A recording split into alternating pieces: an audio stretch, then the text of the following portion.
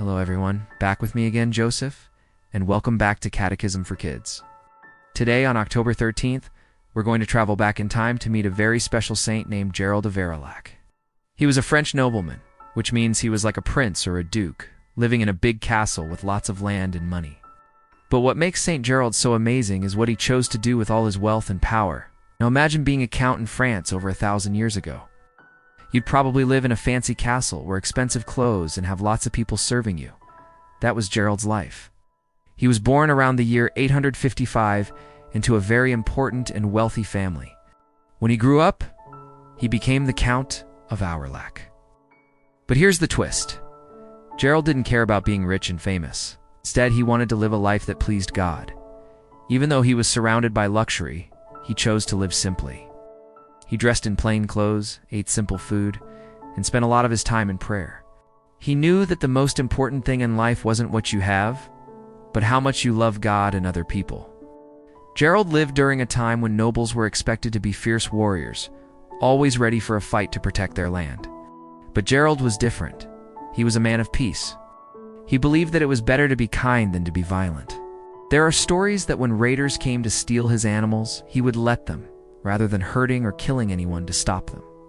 He showed everyone that true strength comes from being gentle and forgiving, not from fighting. You might think that someone so holy would want to become a priest or a monk, and you'd be right. Gerald did think about joining a monastery. He even secretly had his head tonsured. That's a special haircut monks used to get, which he hid under his cap. It was his own private way of showing God that his life was dedicated to him. But a wise friend, a bishop named Goispert, gave him some great advice. He told Gerald, "You can do more good for God and for people right where you are as a count." And Gerald listened. He realized he didn't need to live in a monastery to be a saint. He could serve God by being a good and just ruler in his own community. This is a wonderful lesson for all of us. It teaches us that you can be holy no matter who you are or what you do. You can be a holy student, a holy athlete, a holy artist, or a holy friend. So what did Gerald do? He used his power and money for good. He was incredibly generous to the poor. The Bible says in the Gospel of Matthew, "Whatever you did for one of the least of these brothers and sisters of mine, you did for me." Saint Gerald lived these words every single day. He saw Jesus in every person who was hungry, poor, or in need, and he helped them with a joyful heart. One of his greatest acts was founding a big monastery in his hometown of Aurillac.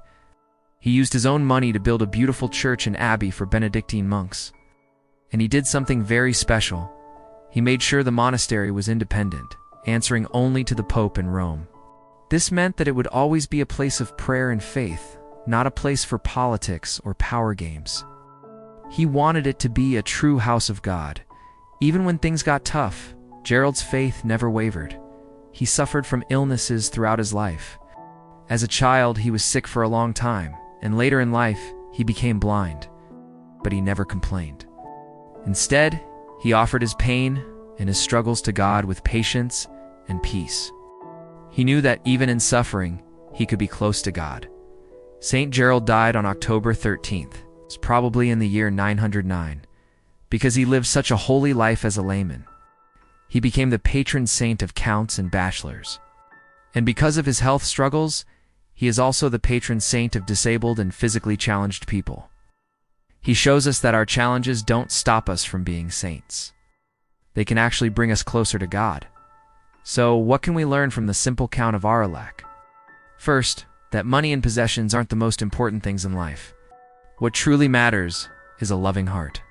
Second, we can learn to be peacemakers, choosing kindness over anger, just like Gerald did. And finally, we learn that everyone has special gifts, and we can use those gifts to serve God right where we are.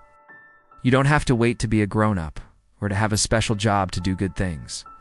You can start today by being generous, by being a peacemaker, and by loving God in your own special way. Saint Gerald teaches us that holiness is for everyone. It's about loving God and loving our neighbors quietly, faithfully, and with all our hearts.